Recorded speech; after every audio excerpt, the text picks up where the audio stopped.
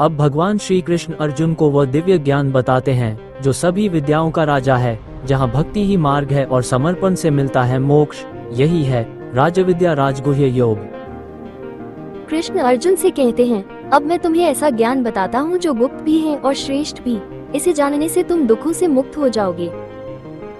ये ज्ञान राजाओं का भी ज्ञान है, सबसे पवित्र है, प्रत्यक्ष अनुभव कराने वाला है और धर्म के अनुसार है, इसलिए इसे समझना आसान और कल्याणकारी है। जो लोग इस ज्ञान पर विश्वास नहीं करते, वे जन्म मरण के चक्र में ही पड़े रहते हैं और आध्यात्मिक लाभ नहीं पाते।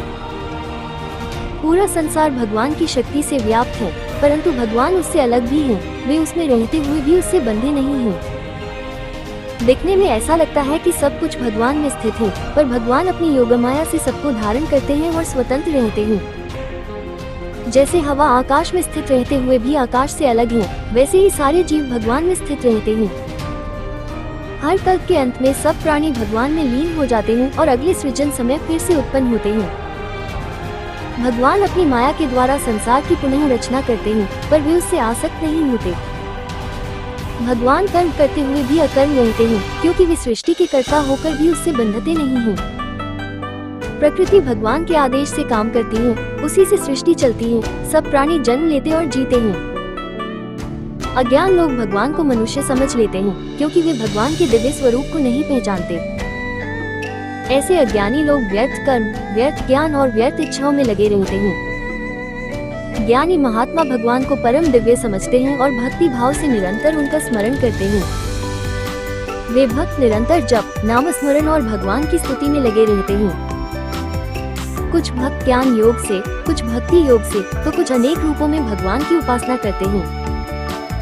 भगवान कहते हैं, मैं ही यज्ञ, आहुति, अन्न, मंत्र, अग्नि और घी सब कुछ हूँ। मैं ही पिता, माता, धाता, दादा, पवित्र ओकार और वेदों का सार हूँ। मैं लक्ष्य, पालनकर्ता, स्वामी, सखा, आश्रय और बीज हूँ। सबका प्रारंभ और अंत में हूँ। मैं वर्षा भी देता हूँ, मैं ही गर्मी और सर्दी का कारण हूँ। जीवन में जो भी होता है वही मेरी व्यवस्था है। स्वर्ग कामना करने वाले देवताओं की पूजा करते हैं और यज्ञ के फल से स्वर्ग जाते हैं, पर वो अस्थायी है। स्वर्ग का पुण्य समाप्त होने पर वे फिर पृथ्वी पर लौट आते हैं, इसलिए स्वर्ग भी स्थायी लाभ नहीं देता। जो निस्वार्थ भाव से केवल भगवान का स्मरण करते हैं, भगवान स्वयं उनके पालन पोषण की जिम्मेदारी लेते हैं। जो दूसरे देवताओं की पूजा करते हैं, वे भी वास्तव में भगवान की ही पूजा करते हैं, पर वे सही विधि से नहीं करते। यज्ञ फल देने वाला वास्तव में भगवान ही है, भले लोग अलग अलग देवताओं को अर्पण करते हों।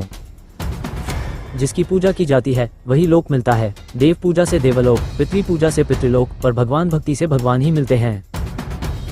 भगवान कहते हैं, यदि भक्त प्रेम से पत्ता, फूल, फल या जल भी अर्पण करे तो मैं उसे प्रेम पूर्वक स्वीकार करता हूँ। जो भी कर्म, दान या तप करो, सब मुझे समर्पित कर दो। ऐसा करने से कर्म फल का बंधन नहीं रहेगा और मनुष्य शुद्ध होकर भगवान को प्राप्त होगा।